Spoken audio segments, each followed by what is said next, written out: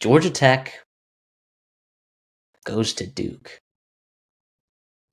Duke is a favorite in this one. 1.5 points. I mean, I'm scratching my head looking at this one a little bit. I guess Georgia Tech has had some, we'll call them situations. Like, they haven't looked amazing in every single game. And obviously, we know that Clemson, in hindsight, at least early on in the season, isn't the Clemson team that we're used to seeing. Duke's getting a little bit hot right now. And they quite frankly have one of the best quarterbacks in the ACC right now. They're hurling the ball. Manny Diaz is a fantastic coach. I mean, Duke certainly has a chance here, don't they? I mean, they're favored. Yeah, absolutely. Absolutely. I mean, like I said, like, why is Duke favored? Because they're a good football team. Like, I think it's as simple as that. And Georgia Tech, too, for being undefeated, for being ranked high in the AP.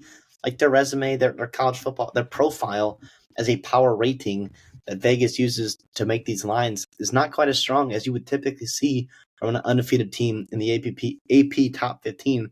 Doesn't mean that they're not a good football team. Here's what I'll say, a little tidbit. Good thing for Georgia Tech, man. Brent Key as an underdog in the ACC, whole heck of a lot better than he is as a favorite in the ACC. We talked about it, Matthew and I, where like there's a Georgia Tech's going to get got by somebody like that they shouldn't get got to, right? Duke right now favored that football game. I think it's awesome. Also, too, like what I like about Georgia Tech, and I'm going to take them in this game. I'll say why. First of all, like it's obviously not a trap game. Like you're not favored, so great. Like easy preparation week for Georgia Tech to be locked in and have Brent Key have those boys humming. But Duke also like got physically outplayed by Illinois and by Tulane, right? If you remember that, like that's how Georgia Tech makes their money.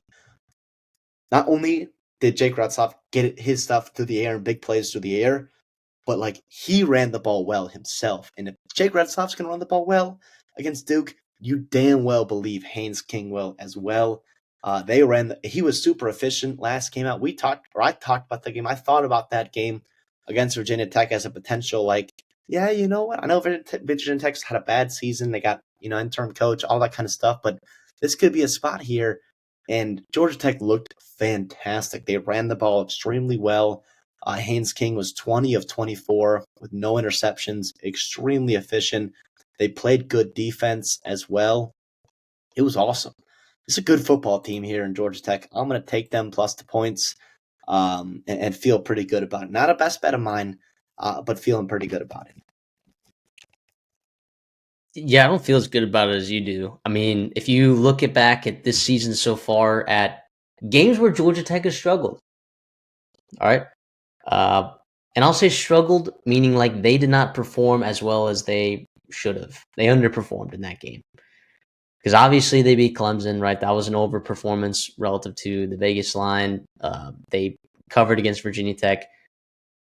The games in which they did not cover, Colorado, where actually they did, but barely. And then Wake Forest. Both of those games were on the road. And both of those games were pretty tight games there in the fourth quarter against teams that I thought you should have worked. Against teams that I thought you should have worked.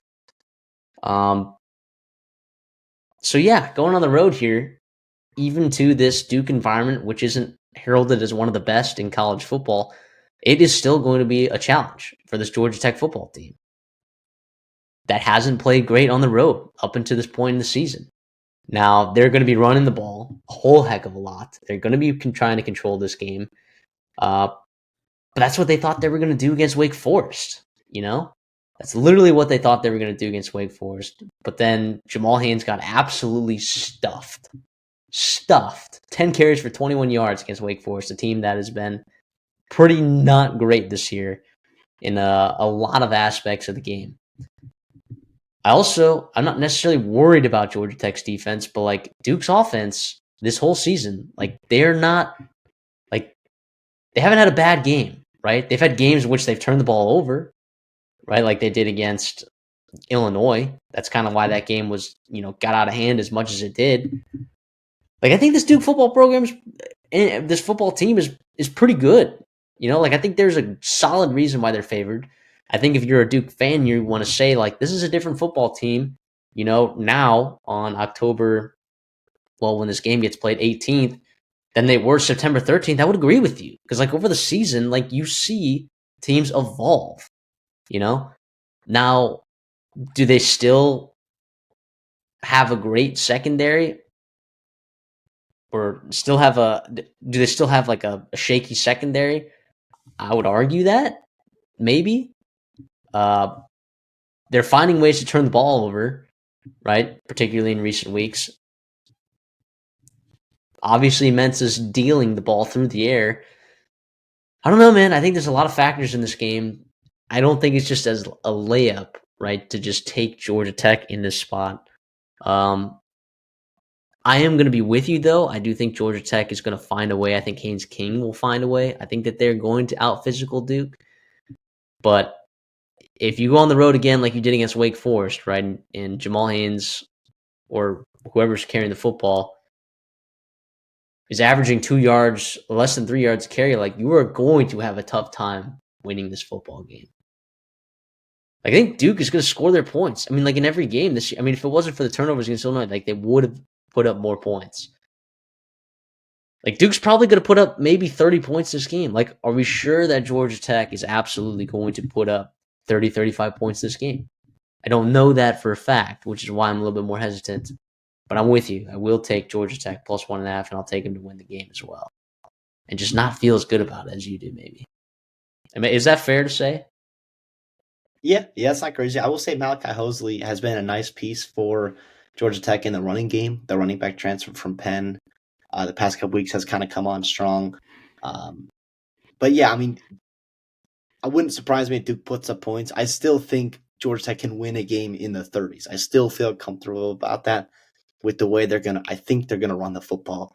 Also, too, you go on the road and you can run the football. That helps you a whole heck of a lot in a lot of different ways, quieting the crowd. I know it's Duke, whatever, but it's also like getting your defense fresh, all that kind of stuff, kind of dictating the game, how you want to play with all that pace and stuff. So, yeah, I mean, it's not crazy at all. There's a reason why Duke's favored. Like I said, they're a good football team. I think this is Georgia Tech's year, man. This is Brent Key's year. Eyes wide open, looking at the ACC. I don't think they're going to take this one for granted. And they'll get a win here in Durham. So then who's the team then that Georgia Tech drops to, correct? Because we're running out of options here. Like, I don't think it's going to be Syracuse. It could be NC State and Carter Finley. I'm not super confident it'll be a loss. It could be Pitt, November 22nd there, but I don't know. This is definitely a spot they get got,